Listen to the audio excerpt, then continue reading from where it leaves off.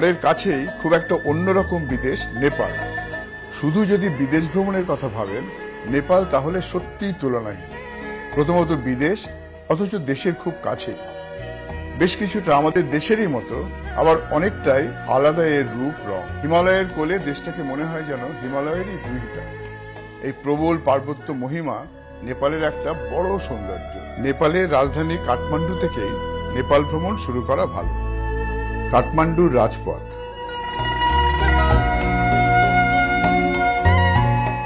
পথের পাশেই পড়ল এই হিন্দু মন্দিরটি। সপ্তদশ শতাব্দীর এই মন্দিরটির নাম মাইতি দেবী মন্দির। পর্যটকদের বিনোদনের কেন্দ্র থামেল। এখানে এক ডান দিকে প্রথমেই চোখে পড়ল কাঠমান্ডুর পুরনো রয়্যাল প্যালেস। চত্বরের ঠিক মাঝখানেই ত্রৈলোক্যমোহন মন্দির। এই প্যালেসেই বাস করেন এদের জীবন্ত দেবী কুমারী। মন্দিরের আরেকটা দিক, আরেক রকম রূপ। এখানে সারি সারি শিব মন্দির, নেপালের বিখ্যাত বৌদ্ধ মন্দির বৌদ্ধনাথ, সোনার পাত দিয়ে মোড়া।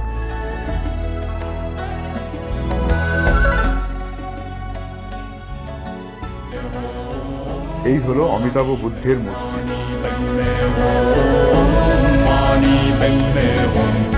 এখন ভোর 5:30।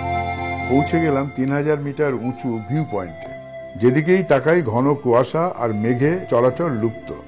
আকাশ পরিষ্কার থাকলে এখান থেকেই দেখা যায় মানালসু, গণেশিমাল, এমনকি এভারেস্ট।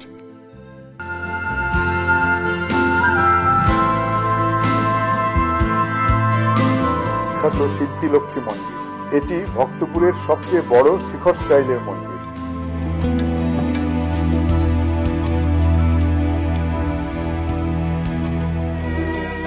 এটি কৃষ্ণ মন্দির। শিখর স্টাইলের এই মন্দিরটি 17 শতকে নির্মিত।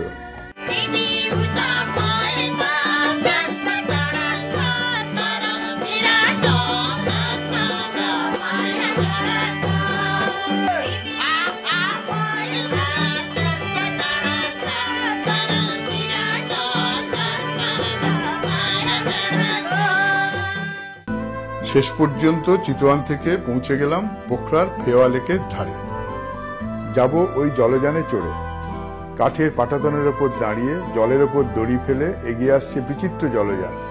বেশ ঘন জঙ্গল, এর নাম কুইন ফরেস্ট। এখানকার মানুষেরা বলে রানী বন। ভোরের আলোয় সারনকোট উপত্যকায় সবুজের সমারোহ। চলে এসেছি কাঠমান্ডু বিমানবন্দরে, যাব এভারেস্ট দেখতে।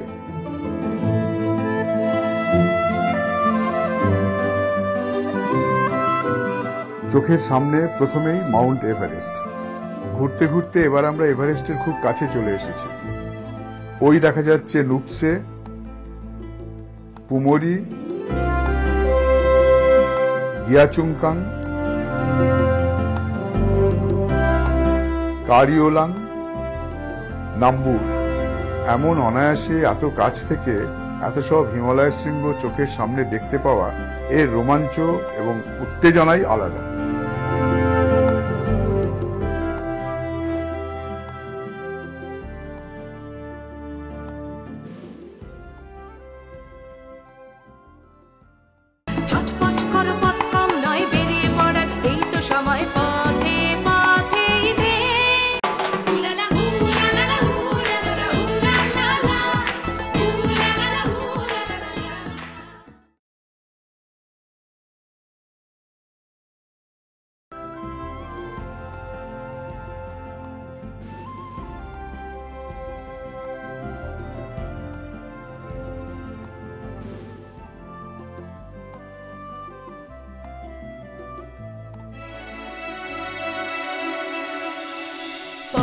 শাখা